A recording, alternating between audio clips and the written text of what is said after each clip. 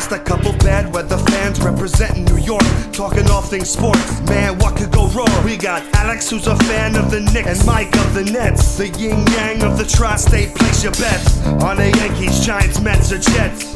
Yeah, you should listen if it's sparking your interest. If you made a vow to your team, don't break it. Bad weather fans is the relation.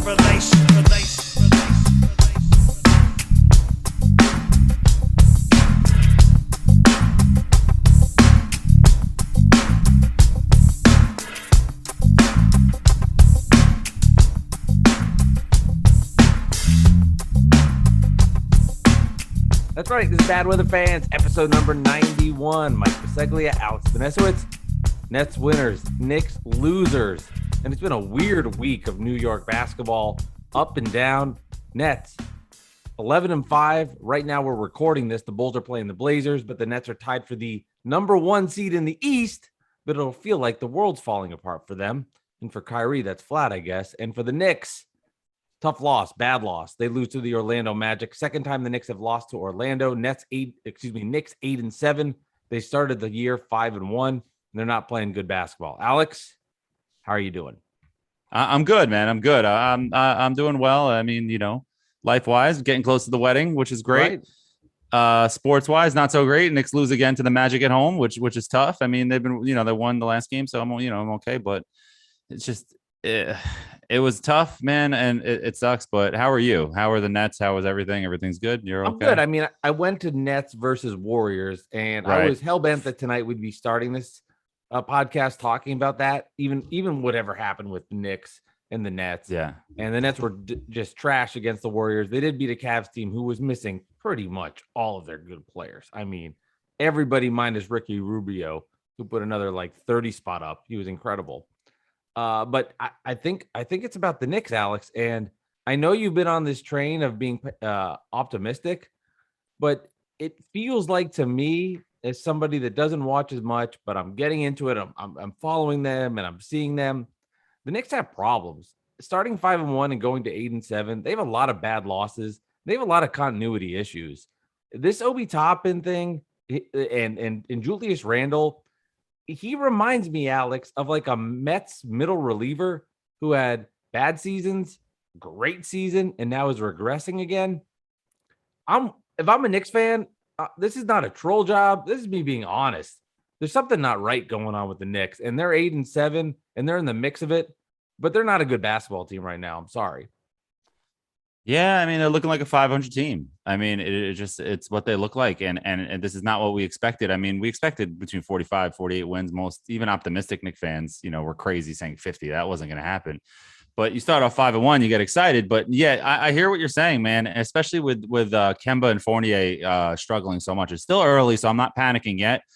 But Fournier not playing in 6 of the last 7 games in the fourth quarter, and he's your starting shooting guard, and he's big free agent signing. That's eye-opening, man. I mean, it's good because guys like Quickly are taking his spot, which is who you want to take the spot. I mean, Burks was hitting big shots tonight, and he was getting a lot of crunch time minutes, which is okay. I mean, he can hit it, but it's strange. There's something off with Kemba and Fournier, and what's good about the Kemba deal was that it was a one tryout year, and if it doesn't work out, you can even cut him in the middle of the year, which would be crazy, but. It's not a big deal. Fournier is a little bigger of a deal because it's a big deal for 3 years, I believe. So it's kind of strange. I mean, I hear what you're saying. I'm not worried about Randle yet. I mean, this looks like 2019 Randle, 2019-2020 Randle, not 2021 Randle. And a lot of people pointed to the crowd that he can't perform under pressure, and which is ridiculous. I mean, towards the end of the season, he was hitting big shots in LA, beating the Clippers. That's just nitpicking. He was hitting big shots when there were crowds last year. He just looks like a different player. Right now, he might be pressing a little bit because down in crunch time, when he got back in the game after Obi finally had 2 or 3 bad possessions in a row, and Thibs was like, all right, you're done. It's time to sit for the night, kid. Randle got in, and every time he touched the ball, he's passing it like a hot potato. Like he got the ball. Oh. It was like Globetrotters, like they're running the little circles. And it was just, it was like, come on, dude. I know it might be in his head a little bit, the crunch time stuff, and missing the free throws in crunch time a lot. It's just frustrating. And then there was a weird lineup Thibs went to. He went to Rose, Burks, Quickly, RJ, and Randle.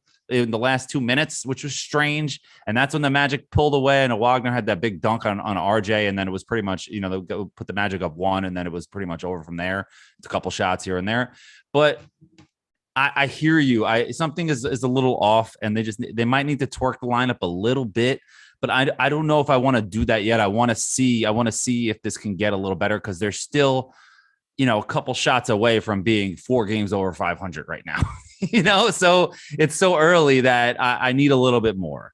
I mean, from the outsider's perspective, I see what you're saying though with Obi. I mean, it's crazy. Well, what I thought was really interesting too about Randle was, and watching the Pacer game, the Pacers are up. Let's go back to the other game where the Knicks beat the Pacers.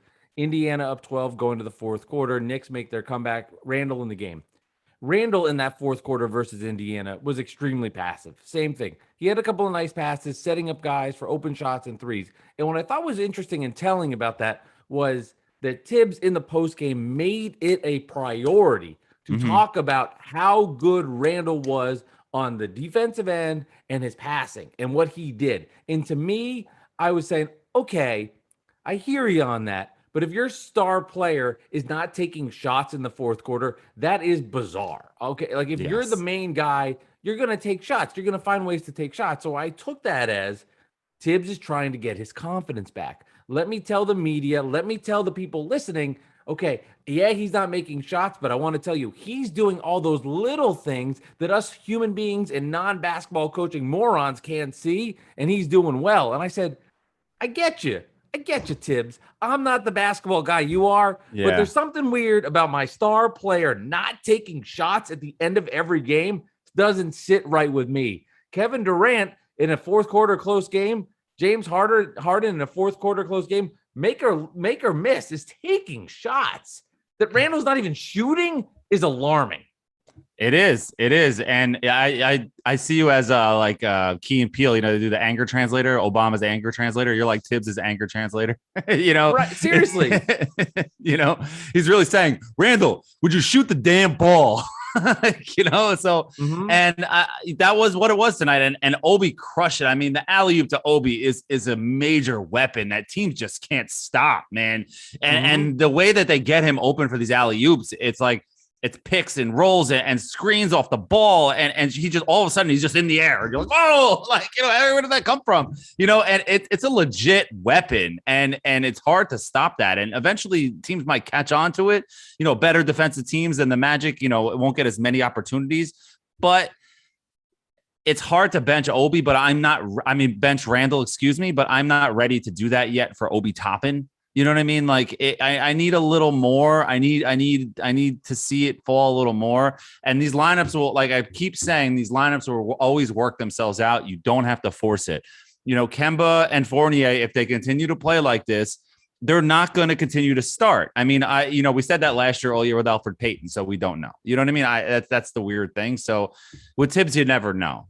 So let me rephrase and change my mind mid-sentence. I apologize. But, you really never know with him because of Elfrid Payton last year. The 1 year that we have to point to with this team, with the Bulls and the Timberwolves stuff, who cares?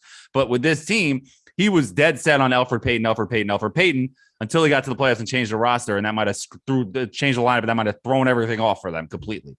So will he change his mind and learn from last year, or will he continue to stick to this lineup? And the bench is crushing it, but at the same time, the bench as starters might not look as good as they are against the backups of the other team. So there's something to that too. Completely true. And I think you bring up a good point that makes this really fascinating in my head, is because last season when the Knicks drafted Obi Toppin, you were through the roof. You were so excited. Yeah. You were pumped. You were on fire about it. But at the time when the Knicks drafted Obi Toppin, Julius Randle wasn't all-NBA second team. He wasn't an NBA all-star. He was the guy they signed because it's what happened. And he was fine, but then he exploded on the scene and had this incredible year. And Knicks fans could rationalize the idea that Obi Toppin wasn't getting minutes and it was okay because Julius Randle was so good. I mean, when you're all-NBA second team, he's top 15, top 10 player in the league. He was that good in the regular season. So you could rationalize with it, and you were okay with Obi Toppin getting minutes. But what makes this so bizarre is now Randle's regressing, and Obi Toppin's ascending, and there is a fight to get minutes here where there shouldn't be, because ultimately, like you said, lineups will work themselves out. But if a guy is playing well and he's in their second year, he's got to get minutes and showcase himself. He has to, unless you're a team. I don't even want to say the Nets because they could use the help. But if you're a team that's a sure shot champion, but the way he came together, he's the 8th pick in the draft and he can't get on the court, and he's clearly showing that he should be. And he's playing well. That wouldn't sit well with me. It wouldn't. No, it's not. But that exactly. And I can't sit here and say it's okay, because last year I'm screaming for Quickly to play over Alfred Payton. And what Alfred Payton was stinking last year. And now this year, Randle is falling off a little, but he definitely doesn't stink like Alfred Payton did last year. No. So it's like, and Randle has the credentials now after last season. That's what makes it so tricky, Alex, is he has those credentials. Payton doesn't have those credentials.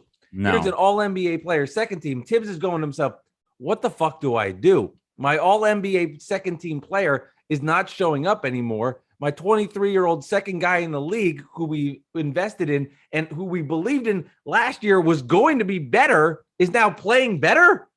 This is a weird dynamic. It is. Only the Knicks, man. Only the Knicks. But, this is the lineup that would be a little crazy for me. But, I wouldn't mind seeing this at times.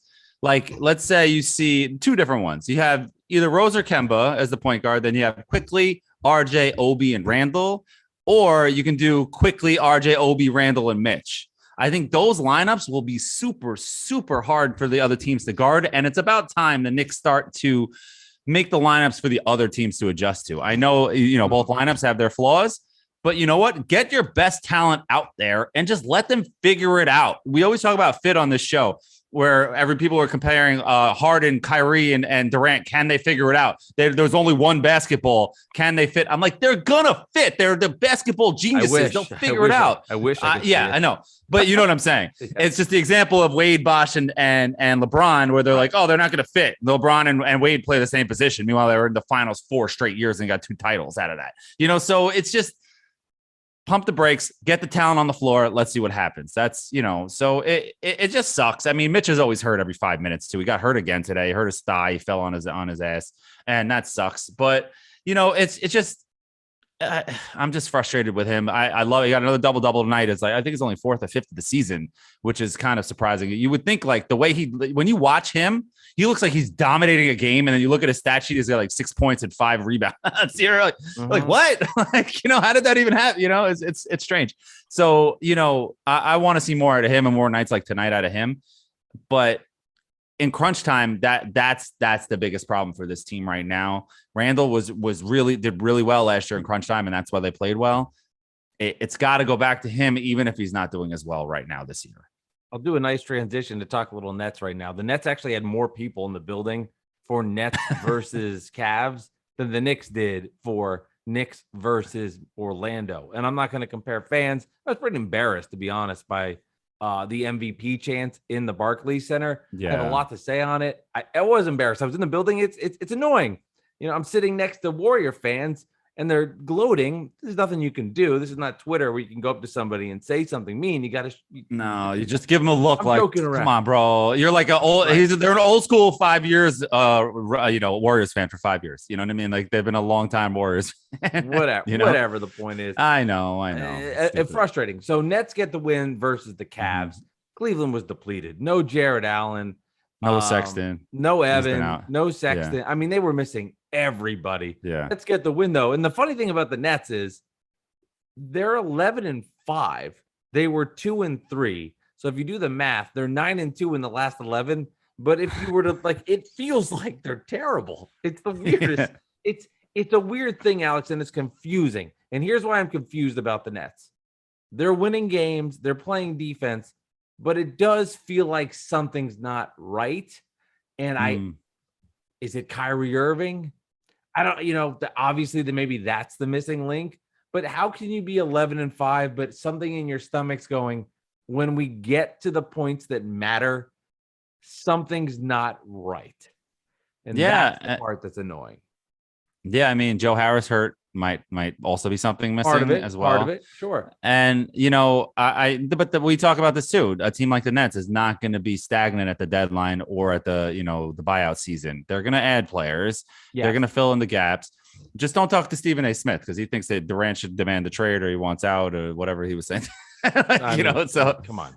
It's mid-November. Everybody calm down. You know what I mean? Like, It is. So it is wild, Alex, that game I've never seen from my end a game that drew so much attention than that Warrior game like it did because of a couple reasons.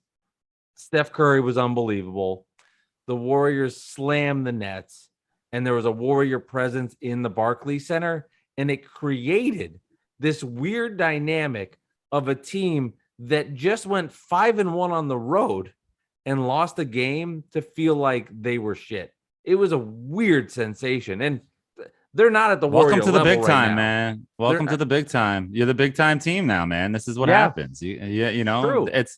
It sucks. I mean, I'm not saying this to pat the Knicks on the back because they're big time for the wrong reasons. You know what I mean? They're the big losers and they've been in the Garden and they're a big primetime team that is not prime time for the longest time.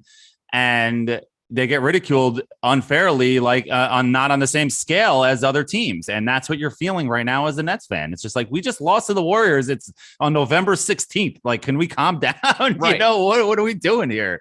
It's not, it's not June. It's not even April. Can we relax? It is wild to hear. And that's me saying this. I'm laughing last night, dude. Trust me. I'm watching that. I saw the clips. I'm dying laughing and I'm having fun like every other Knicks fan is.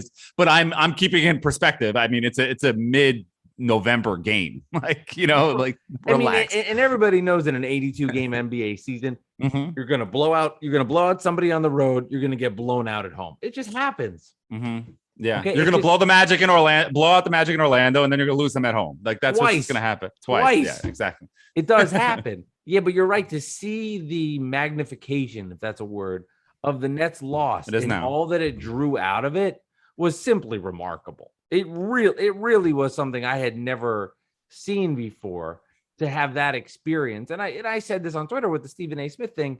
It was a perfect storm also because it was a Tuesday night game into a Wednesday. And for real, if you're programming ESPN's content on a Wednesday, you are going to go with something that's you have to find something that's sandwiched between football. On Monday, Tuesday, Thursday-ish into all Friday, it's all football. Yeah. And on a Wednesday, it was the perfect storm of it. Well, that's why they scheduled it. That's what they did it on purpose for all the networks to have something to talk about. The NBA is not dumb. You know what I mean? They knew what they were doing. For sure. It worked.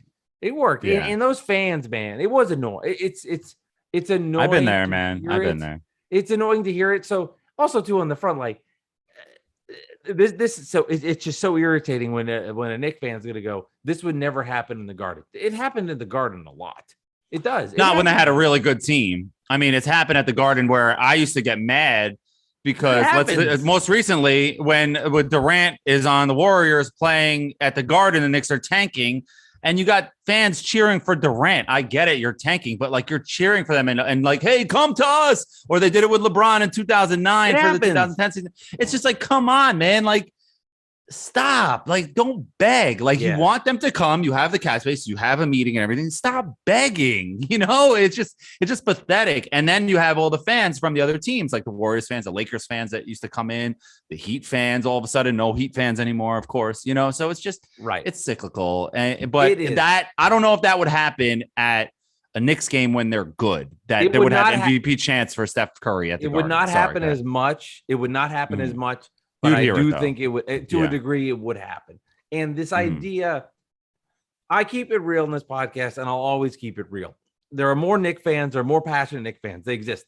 What's weird about these Barclays Center games, Alex, is they are stacked with Net fans. The problem is they don't give a shit. Most of them don't care, right? Like most of the people in the building don't care. And I bring this example up perfectly because my wife is listening to a podcast. Damn it, I don't remember who it is. But it's food podcast. No. Who played in Harold and Kumar Go to White Castle? Who played Kumar? You know what I'm talking about? Cal Penn. There you Cal go. Penn is on a podcast and he's on it with someone. He's like, we love going to net games. It's so much fun. Yeah, it's great. You go, you hang out, but he doesn't give a shit about the Nets. And I mean this from a loving place of if I was a millionaire, deservingly so, because I'm a great fucking actor and I'm doing everything and shit, Shakespeare, whatever.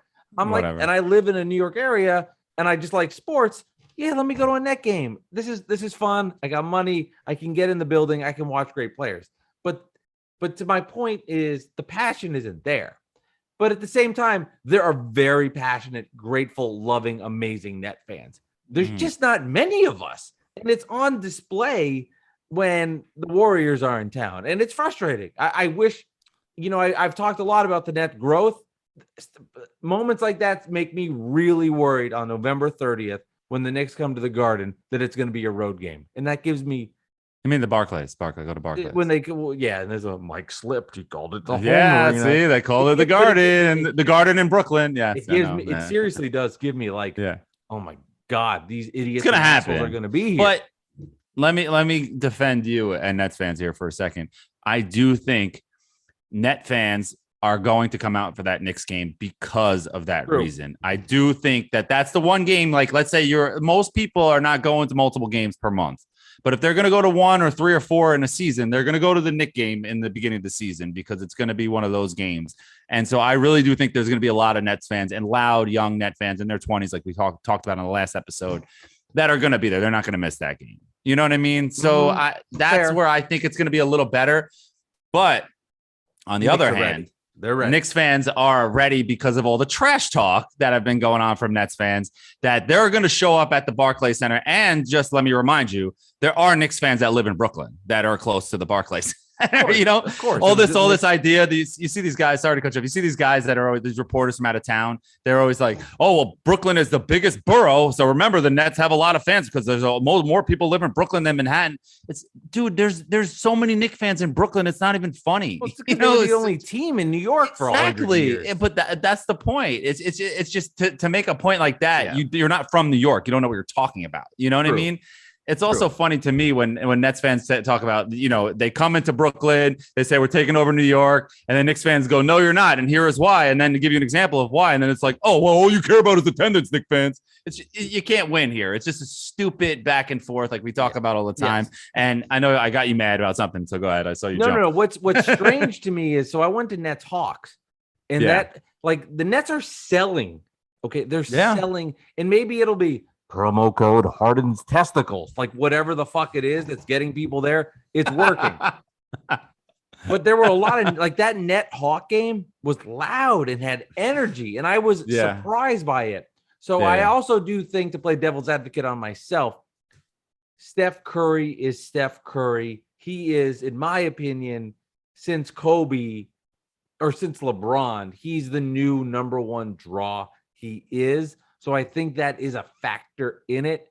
It still annoyed me because I was in the building and I had to feel it. But I'm hoping that that's just a one-time kind of thing and kind of deal where that happened, because I did see so much good from the Hawks game. Tonight, it's the Cavs on a Tuesday, on a Wednesday. It is what it is. Nothing. The day after the Warriors game, and everybody went to yesterday. But that's a good point about Steph Curry, because Steph Curry is getting into legendary status. He's living legend now. Agreed. He's not Devin Booker coming up, who's an all-star. He's a legend. He's going to, if he retires tomorrow, he's Hall of Fame, first ballot, legendary player, one of the all-time best. So you're going to go out to a game to go see him play. Me and my friends used to go to games when we were younger, when these teams were coming up. You know what I mean? We saw the Thunder play with Durant, Westbrook, and Harden and Ibaka when they were nothing, before they were I was actually looking at, one of those Facebook memories, a Knicks game 10 years ago. And I was a cool picture of the tip of Amari getting the tip off, and Steph Curry's there as a younger, it's like, oh, okay. I see why we went to this game, so there's something there. So that's cool. But going to them now is a different level, because you look at Steph Curry, you're just like, wow, like, just try to take this in, you just try to. And it's one of those things that you have to appreciate as a fan. And there are guys like that, they're going to have a fan base, especially at arenas, and this is not a knock, but especially with a fan base like the Nets, where it's just not as many of them, but there are.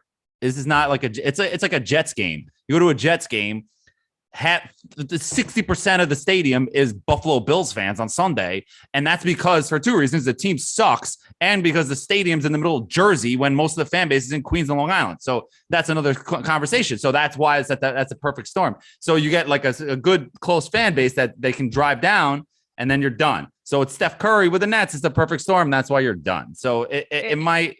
Whatever you got. Yeah, and the NBA too is driven on star guys. It's all about it. And I will put Curry in my lifetime on the Mount Rushmore. I just wanted to do that. I want to be in the Mount Rushmore. Oh God, he's Mount Rushmore. If I'm going to go and here's the Mount Rushmore of my lifetime of guys that you need to see, here's the four in my lifetime.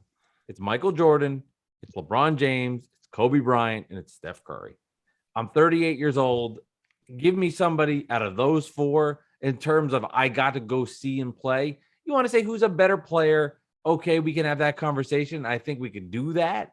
But as far as Iverson, maybe Iverson's there. I put Curry ahead of Iverson because I think Curry changed the way the game's played. They both did in a way. They both did in a way. They both did. Yeah. But here's the way I think Curry put the zone defense in to stop Iverson. They did. But here's how Curry's changed the game for me as little kids. If you're a little kid growing up now, you don't practice your drive to try to dunk and pretend to dunk. You take threes 10 feet behind the line, and you're like, what are you doing? You're 8 years old. You can barely write. Why are you taking 3-point shots 50 feet away?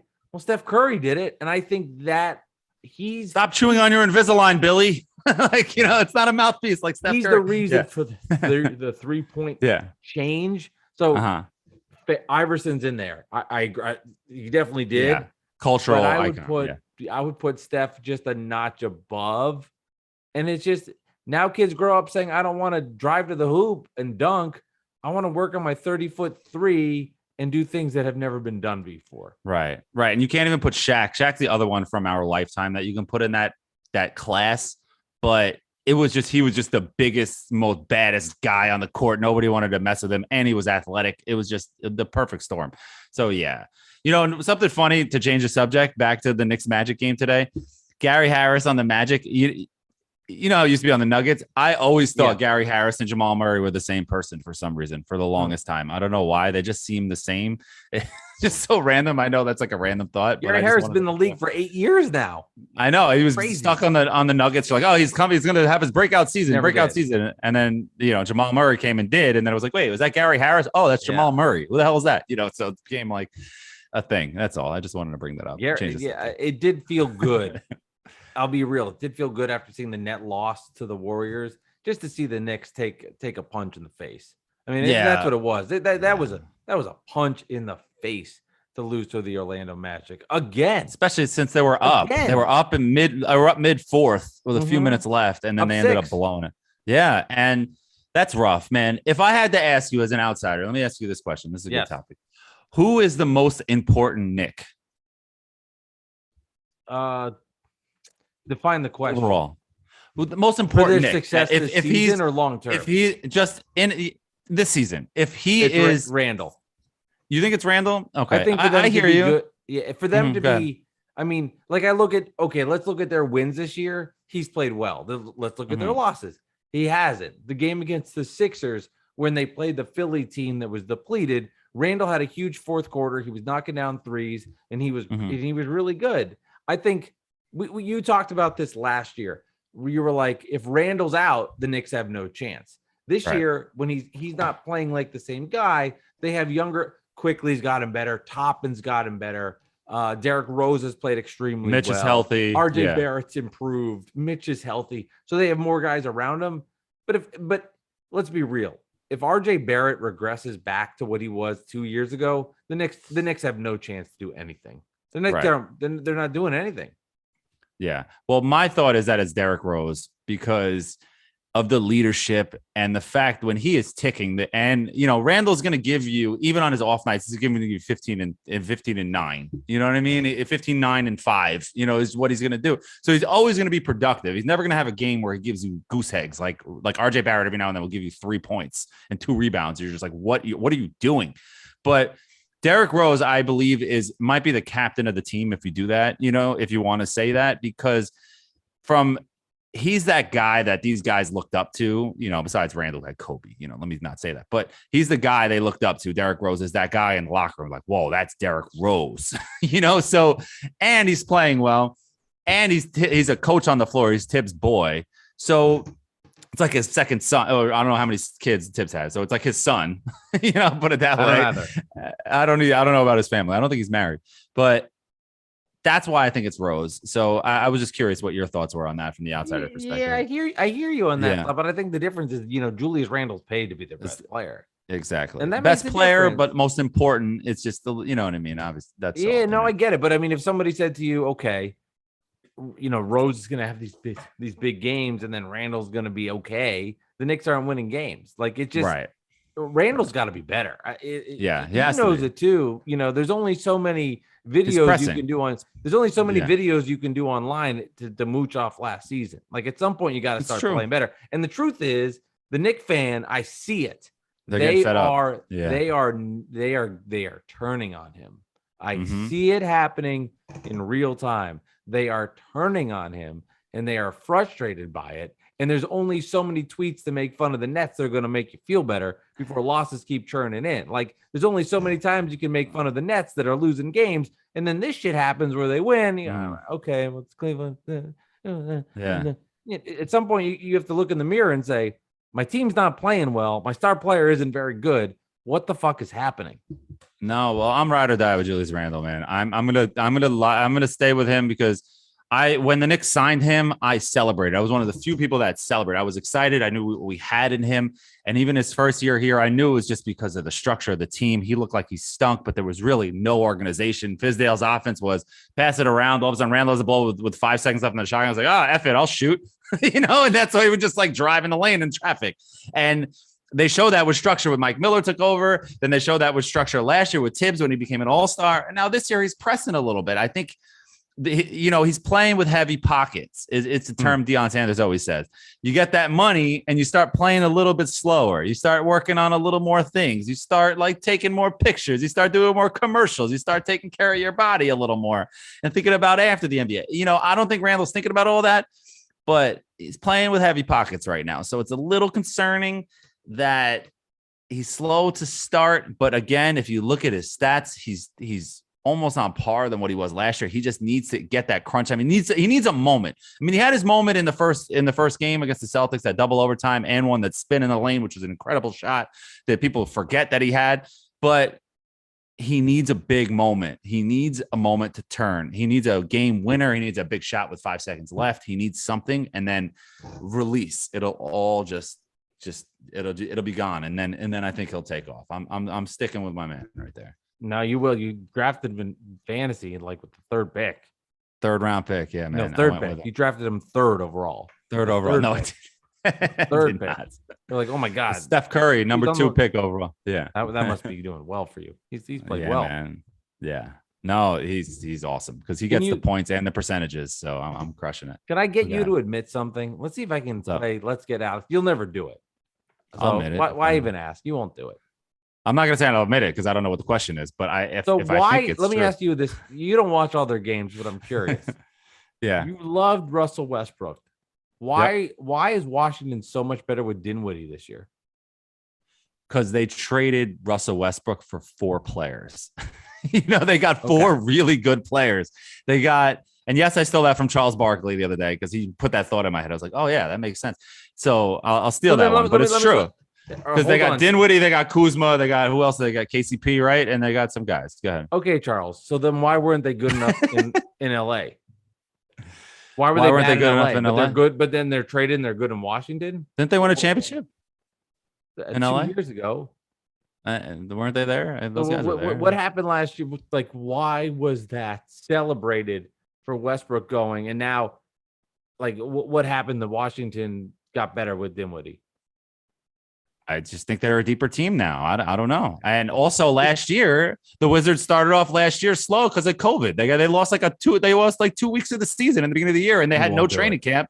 A new team. How am I going to do it? And then they ended up making the playoffs anyway after they started off so slow. They're the 3 seed in the East. right now. I know, but it's also early in the season. Then what are the Nets? Do you think the Nets are going to finish where they are? I mean, Well, they're the 2 seed. Maybe yes. I mean, were they were the 2 seed 3 days ago? Were they the 2 seed 5 days ago? And no, they're 11-5 in real time right now. Early in the 10-4 season. Bulls are up 15 on Portland, but who's keeping track?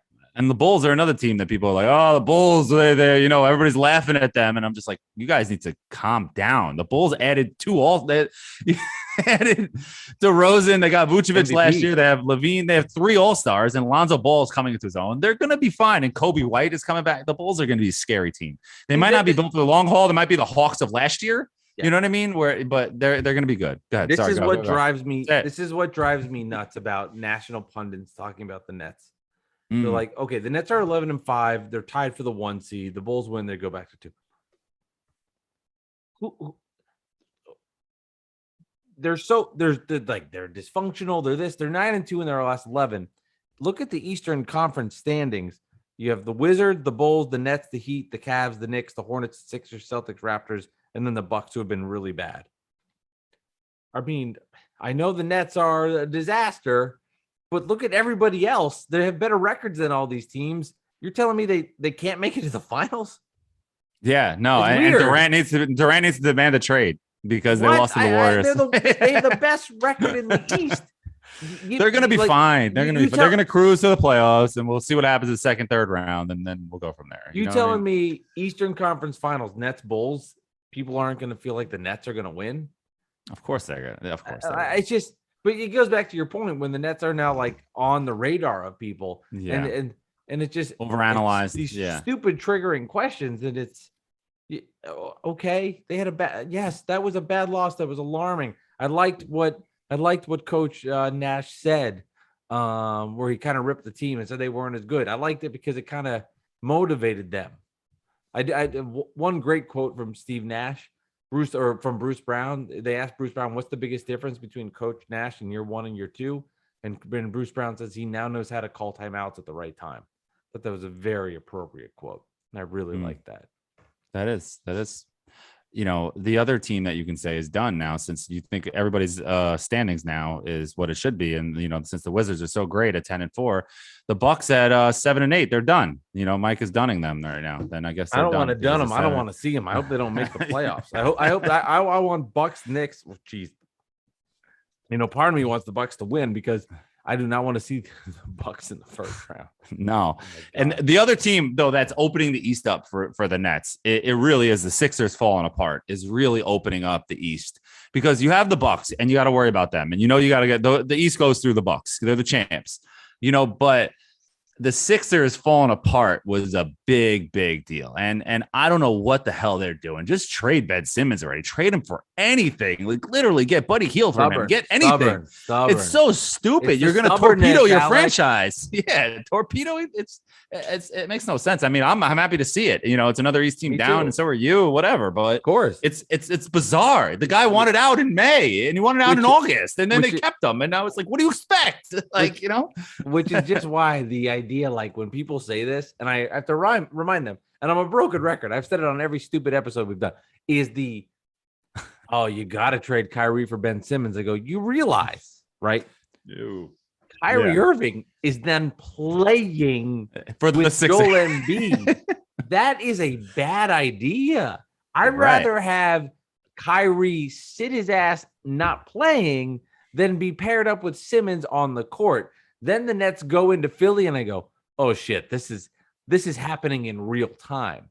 This is the last. I'm never going to say this again. This is for everybody listening. Kyrie Irving will never be traded for Ben Simmons. It's not happening. Don't tweet it and don't give rationale for it. It is stupid. It is dumb. And it shows you have no knowledge of the sport. Thank you. So, direct shot at Ryan Hickey, producer of Zach Gelb show that was on the podcast a couple episodes ago. He wanted Mike to trade. He wanted the Nets to trade Ben Simmons for Kyrie Irving before all this Kyrie stuff happened. And when all this it's even happened. worse Whatever. now. It's a joke. Ryan's great. We love Ryan, but I'm saying listen to that episode if you want to hear it. But it's even worse now. Like, but if you trade him, he's not playing, so you're getting something in return. but you made the Sixers go from no chance to Oh win my the title God. to a They chance. were dead. They're a dead Done. team now. They're dead. They're a done team. They're not done, but they're a dead team. You're not scared of the Sixers right now. But can you imagine Kyrie, Maxey, who's come on, Tobias Harris, Embiid, Andre Drummond? You can't do it. Yeah, look out. That would be crazy. Here's a weird thought I saw on Twitter, and I saw this at first. I was like, this is stupid. And then I said, there's probably a little bit of truth to this. I think the net crowd is not as good this year, too. Or no. I think they suffer from not having Kyrie because I think there's a lot of Kyrie Irving fans, not net fans, that love this guy and get into him and go see him because of he's Kyrie. He's a magician. The star fans. They're star fans. They're not team fans. That's what you get with these players. We talk about Curry on a lesser level. Right. I think the Nets lose a little something based on that, which then goes back to your original point about when they lose the stars, they might not be as sexy to go see. So that's when you'll know if they have a real fan base, if they're still coming when those guys are gone, is what I always said. Yeah, we'll see. Boy, episode 802 is going to be electric. I wonder where we'll be recording from. Mars, maybe we'll record from there. But I don't know. I don't want to get into the Kyrie talk again. But they have to trade him west. He's going west. If they're trading him, he's going west, or he's going to the Pistons. He's not going to the Sixers. It's Agreed.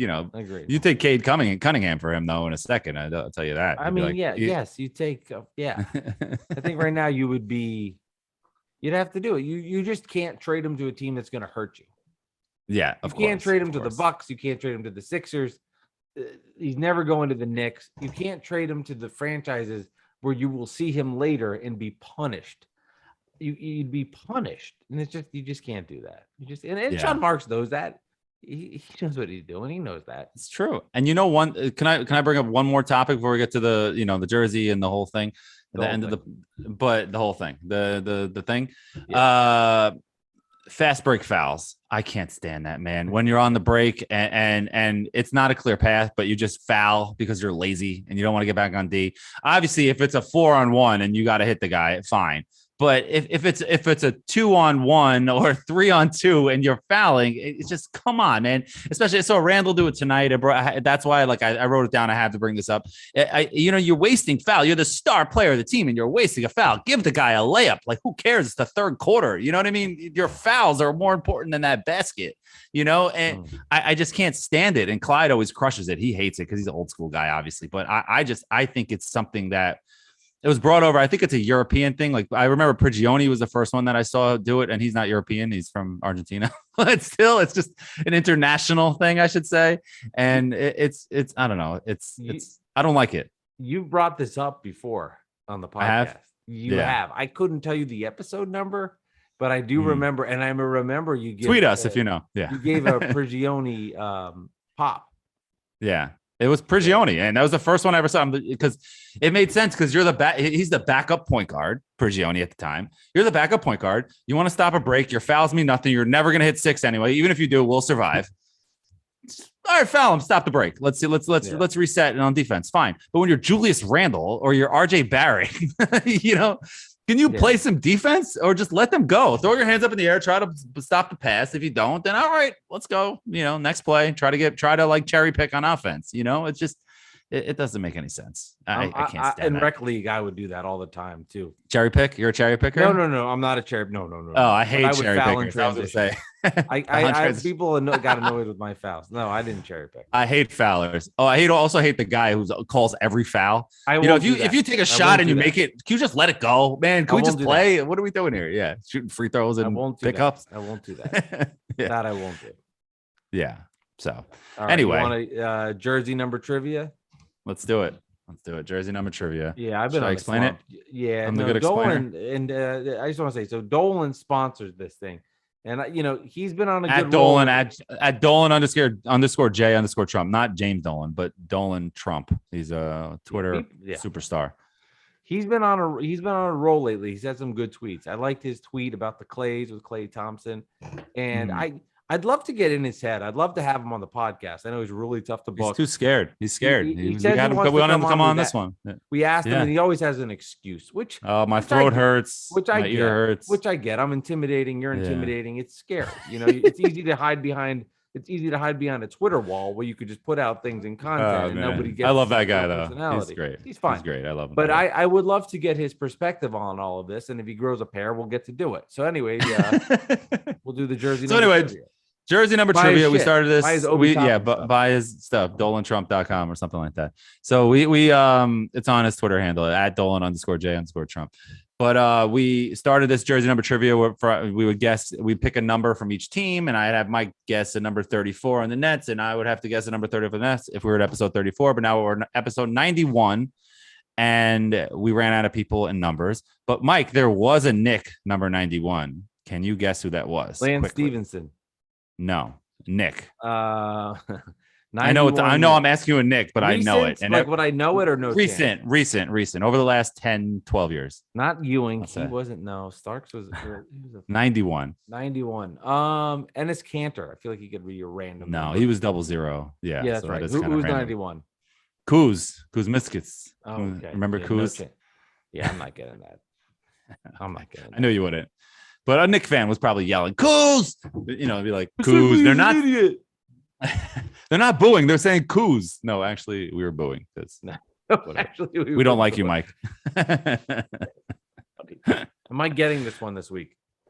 It's gonna be tough. This is gonna be a tough Did he one. go back to New Jersey Nets? He's in New Jersey, so you may get it because it's New Jersey. But for me, I try to guess myself now when I read when he sends me the text message. So I try to guess it, and I didn't get this one. Let's go. All right, but I know I've heard of him. Yes, so I'll go first. All right, Mike, ready? He played 3 seasons from 2007 to 2010 in New Jersey and wore number 44. Brenton Hassel. Yes, got it. New Jersey, man. That's New Jersey is your cup of tea, man. Honestly, I don't want to hear the rest of the questions because hints. Feel, yeah. It feels good knowing that he had to put time in to figure that out, and we don't even get to air it. Let's move on. Buy Obi Toppin stuff. Yeah. Can you name what college he went to? Can you name what college he went to? Ohio State. No. I don't know. Austin P State. You know, Austin P. You know what it is? 44 with Van Horn. Not that. Oh, it's like the Starks thing last episode. Not that he's John Starks, and that trust. No, me, but yeah. I know that, Knicks fans. Right. Did he go to the finals? Yeah. I get it, but I'm just saying, like guys that had numbers that were kind of ingrained in your head. 44, 55. Plus, it's a random number. It's a random remember them. So, anyway, I talked about this the last episode with John Starks, where he gave me Sean Williams, and I got that in 2 seconds because I remember every number 3 after John Starks because I was mad that it wasn't retired. So it's kind of your thing with Keith Van Horn, even though you're saying that Keith Van Horn's number shouldn't be retired. You're just saying it was a memorable net for you in New Jersey at a time that they were your entire world. And he was number 2 for the Knicks, correct? Correct. He was. Yeah. Which is weird. You know, it is weird. 2 4s. I guess maybe that's why he's number 2 because of the 2 4s. All right. You ready for yours? I'm ready. He wore number 8 during the 2016-2017 season, playing his home games where the fans don't root for the other team. Number 8. Oh, man. That's a number I should get to because of Spreewell. Okay. Continue. It's on the tip of my tongue. And there he's making a net joke. Yes, a net joke. Because he's a disgruntled Net fan. Buy his shirts. Yes. He has been in the league for 8 seasons after going undrafted in 2011 draft. Buy his shirts. Number 8. In 2000. Wait, what year was that? What year was that again? I'm sorry. 2010? Draft 2011. Undrafted. No, what year was on the Knicks? What year was 2016, 2017. The same year Dolan rooting for the Nets. That was a dead year. Sort of. Okay, go ahead. And he played for how many games you said? A lot of games or a little game? I haven't said the game. Oh, but I'm about to. All right, go ahead. With the Knicks, he played in all 82 games, unlike Kemba Walker, who missed one already. I added that. While starting 4 of them at the shooting guard position. I hate when he does that. Started forward shooting guard. So what position is he? So how does he know they started forward shooting guard? He's probably he's deep diving basketball reference. Yeah. I guess. Okay. Yeah. Number 8. 82 games though.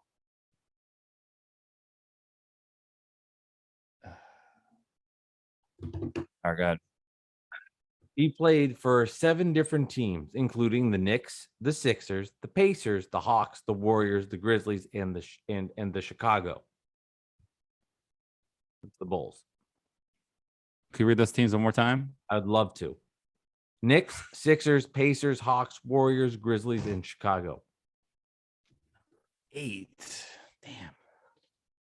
Okay, go ahead. Any more? He's something James Harden isn't, an NBA champion. Winning a ring on a team Kevin Durant secretly regrets leaving.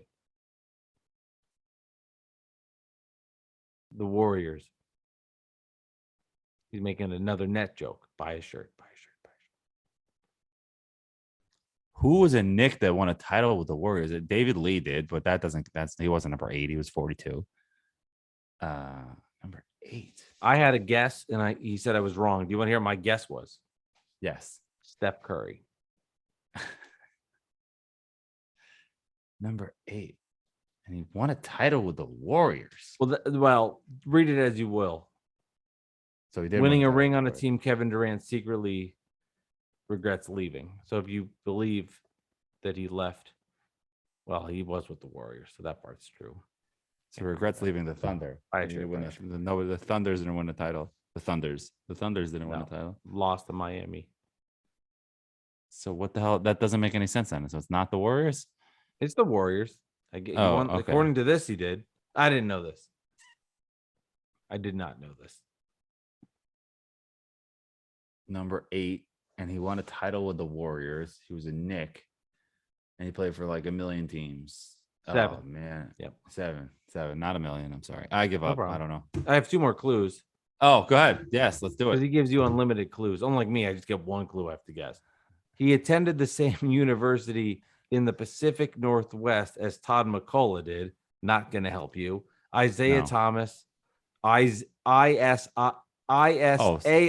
Thomas, So and Washington, Markelle Fultz. Washington. That I know. Yeah, not Zeke. Sort of Indiana, right? So he went to Washington. Was it Nate Robinson? No, he was number 8. No, what am I talking about? I'm just like thinking why. I know he's from Seattle, so that just popped in my head. That was stupid. All right, go ahead. Is there another one? One more. His father and LeVar Ball have accomplished something many fathers haven't been able to do.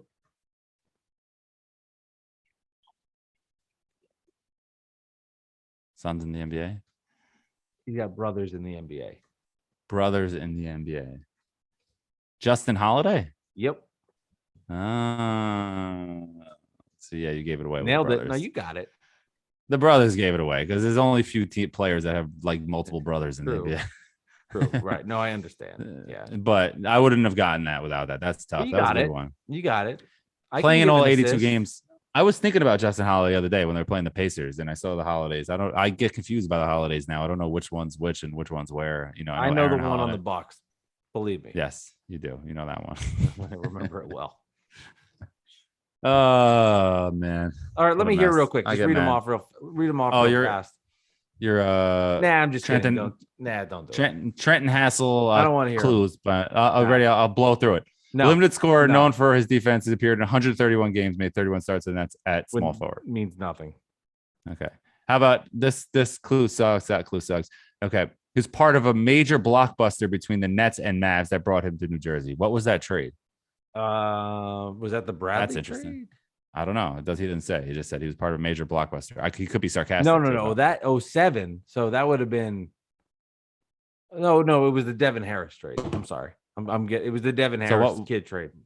What was that trade? Oh, that was kid went back to Dallas.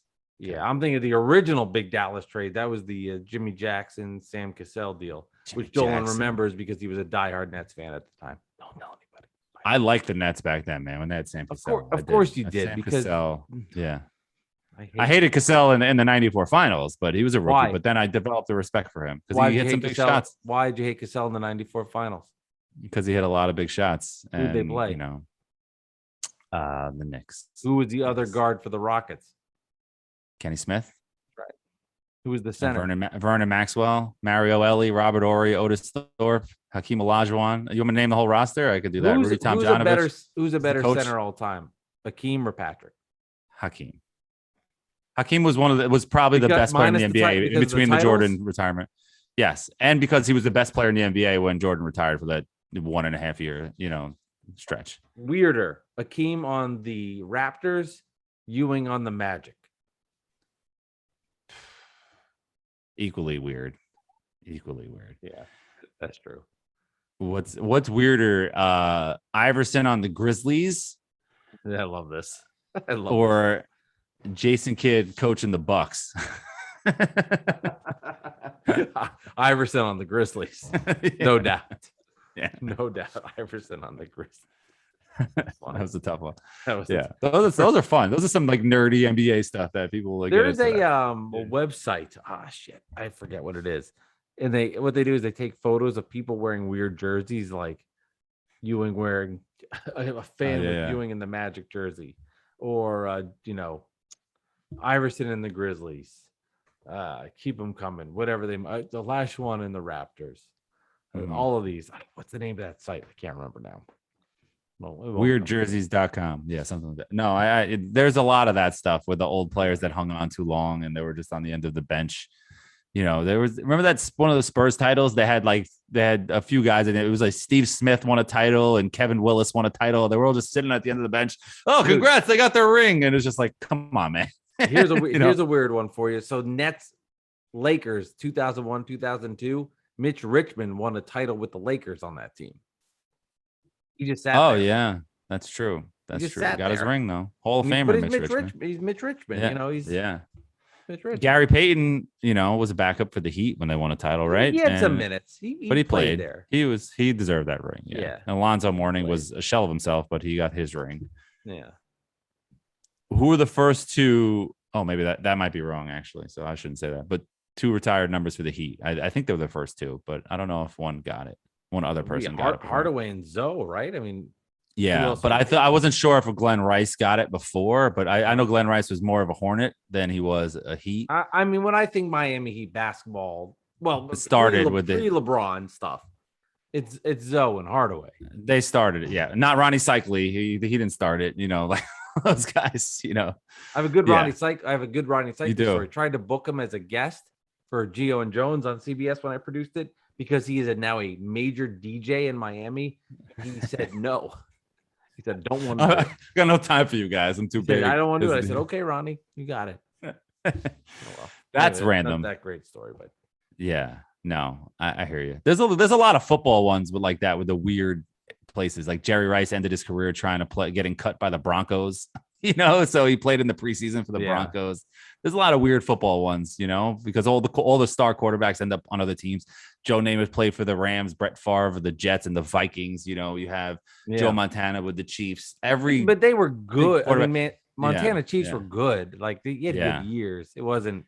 Johnny Unitas, I think, played for the Chargers. I want to say Johnny Unitas, where it's just like weird things. Johnny Unitas, Colts. Yeah, Emmett and the Colts. Yeah, there's a lot of weird. Cardinals. Yeah. Yeah. What did I say? I said Cardinals. Right? You said the Nets. Did I? No, you said the Colts. Nah, it's all good. Whatever. Anyway, I think this stuff is cool. Maybe we can do this for our Patreon page when we do that in the new year. We will. Yes. Yeah. We will be doing a Patreon page. I'm glad you brought it up. We'll start it up in the new year. What we're gonna do is more instant reaction to net Knick games. We'll get into more details on that as we inch closer and closer to the. Too much going on in my life right now with the wedding planning and the honeymoon coming up, and it's just this year. I'm punting on this year soon. What would be okay? What would be more annoying, or what would you prefer if you had to pick between the two? Me at your honeymoon? I don't have another. Never mind. Nothing good can come. I'm sitting there waiting. Yeah, that was just you at your honeymoon. Like, am I going on a honeymoon with you, no, or I'm you at your happen to be at the honeymoon, hotel? And that's cool. Hey, Mike, what's up? Let's get dinner. Okay, here's the honest question. Okay, here we go. This is it. I'm at your honeymoon for all 7 days, 10 days, whatever. I'm at your honeymoon for the whole trip, and the Knicks win a title, or you get a honeymoon like normal people. You and your soon to be wife. And I'm not there, and you just whatever you got planned. Or I come along, I'm there, I'm like, hey guys, what are we parasailing today? What are we doing? But you get a Knick title. I want to spend time with my fiance and my soon-to-be wife alone. I want to cut off the world. I'm shutting off everything. I'm going to Hawaii, and I don't give a damn about anything. I'm gonna miss my Christmas. Maybe I'll catch. Maybe I'll see if the Christmas Day game is on. It'll be tough because it's 12 o'clock and I'll be in Hawaii, so I don't know if that's gonna happen.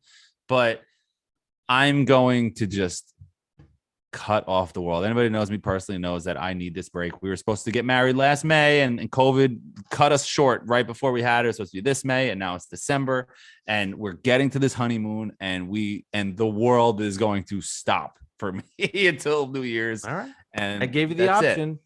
And that's why all this new Bad Weather fan stuff is coming next year. T-shirts, Patreon, all types of stuff. We're gonna be like a real podcast and not just recording once a week whenever we feel like it. We're gonna like do things a little differently. We're gonna be more organized. We are organized. I'll say this. I won't say it. We get it. We're organized. I'm just messing around. We're not like the other podcasts. We don't take ourselves too seriously. You know what I mean? We love this, and we're doing this for fun. You know, and we hope it grows and it continues to grow, I should say. So, you know, thanks for listening and everything. Make sure you download the episodes. That helps us out a lot more. And if you're still listening, you love us. So thanks. And if you're watching this, take a picture, show us you're watching this on your YouTube, and then take a picture of yourself. And I want a 100-word essay on why you dislike the Knicks or dislike the Nets. And then, or 100-character tweet about it. Yeah, exactly. Oh my God. All right. Well, time's up because my cat's coming here. This has been Bad Weather Fans, episode number 91. Download, rate, subscribe, YouTube, 2 thumbs up, give us a high five, give us a hug, do all that good stuff above. Knicks are losers tonight. They dropped to 8-7. Nets get the win. They improved to 11-5. This has been Bad Weather Fans, episode number 91. Alex, good stuff as always. I will talk to you later, my man. You too. Have a good day.